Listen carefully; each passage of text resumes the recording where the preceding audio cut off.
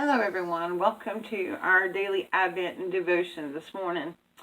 Before we get started, I have not heard anything on Jackie's daughter, but we pray that the surgery went well and that she's doing much better. But I haven't heard, so that's, we're just going to pray for that. And today we're talking about Nehemiah. I apologize for the sun. It's coming through my window shade here, and I just realized it's catching a glare. Let's see if I can adjust it. No, not really. So I'll just look like an alien with a stripe down my face. Today we're going to be talking about Nehemiah and how Nehemiah builds the walls. Earlier when we were talking about David, we realized when David wanted to rebuild the temple, God said no, that his son Nehemiah would rebuild it, and that's where we pick up this story today. So from Nehemiah 2:17 and then 12:27.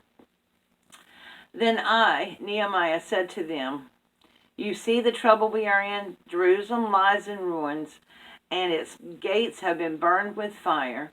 Come, let us rebuild the wall of Jerusalem, and we will no longer be in disgrace." At the dedication of the wall of Jerusalem, the Levites were sought out from where they lived and were brought to Jerusalem to celebrate joyfully the dedication with songs of thanksgiving and with the music of cymbals and harps and lyres. See, the Babylonians allowed all the Israelites to go back home to their land in Jerusalem. And when God's people were allowed by Cyrus to return to Jerusalem after 70 years of exile in Babylon, they were coming back to a city that really had utterly been destroyed 7 decades earlier. In the meantime, surrounding peoples, which were many enemies of God and his people, had filled in the void by moving into the city. Those neighboring people often hindered the people of Judah in the rebuilding process, making it so slow and difficult that God's people numerous times despaired and were slack in the rebuilding process. And yes, they had finally completed building the temple, but only after God's grace provided them with the prodding preachers of Haggai and Zechariah, who called them to repent of their stinginess and slackness for failing to put God's house first. But the rebuilding of the city and the reform of people's hearts continued to be a recurring theme. Yet despite the people's sinfulness, God demonstrated his grace as he sent Nehemiah to call the people to repentance once again and to urge them to finish the wall. Now this wall around the city protected Jerusalem, and it really needed to be fixed. The walls had laid in ruin, neglected by people, as more than 100 years had passed since the return from exile. Really? 100 years? They had neglected this important task, procrastinating for more than 100 years. Really? Now, if God allowed me to go back home, don't you think you'd want to fix your home up right away? So God sent Nehemiah to lead these sinful people to repent and build that wall. They listened to God's spokesman and leader, Nehemiah, and overcame tremendous strife from within and without to build that wall in less than 2 months.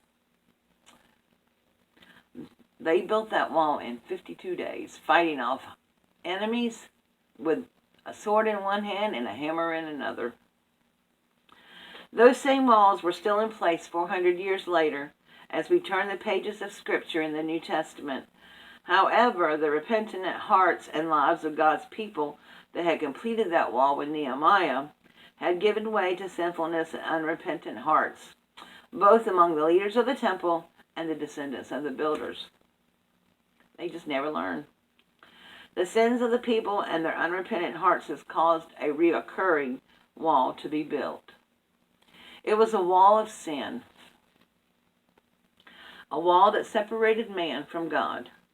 And this wall was one that needed to be torn down and destroyed.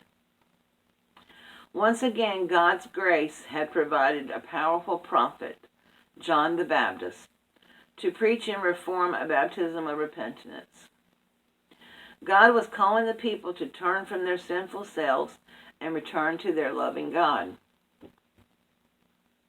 But even this was not enough to tear down the wall of sin as people continue in their erring ways. Enter Jesus. Jesus is a wall destroyer. Jesus tore down that wall of sin between us and God with his astonishing sacrifice for sin.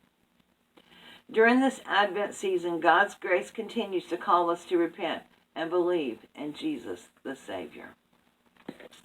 And this is our ornament today, the wall. Let's pray. Dear Jesus, thank you for destroying the wall of sin that has separated us from God. Allow us to listen and heed your calls to repent of our sins. May our hearts and minds be fully prepared for your coming.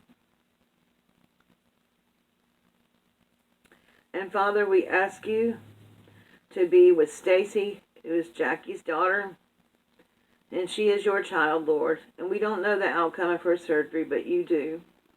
You have skillfully laid your hands on the surgeon's hands and guided them, Father God. And whatever the outcome, we know that it is your will. Give peace and comfort to Jackie, her husband, and Kathy, Stacy's daughter, Lord. Be with others, though, that have been on our prayer list, Lord. Chris Wilson with her knee, and Kathy Stanovich, which I don't know anything about how she's been doing, Lord, but I just ask you to be with her. Ask you to be with Lori Seabrook's son, Father, who had surgery and who is going to have a long road to recovery. So I ask you to be with him, and I ask you to be with Lori, Lord. This is the first time she's not been hospitalized. And we thank you and praise you for that, Lord, for her breathing problems. And we continue to ask you to pour your blessings out on her, Father, and keep her healthy. And Lord, anyone else, Father, who is hurting and needs the Savior, I ask you to touch their hearts, Lord. And I ask you to touch our hearts, Lord, so that we might share your love of Jesus, particularly in this season, Father. In Christ's name we pray. Amen. Thank you, my friends, for joining me today.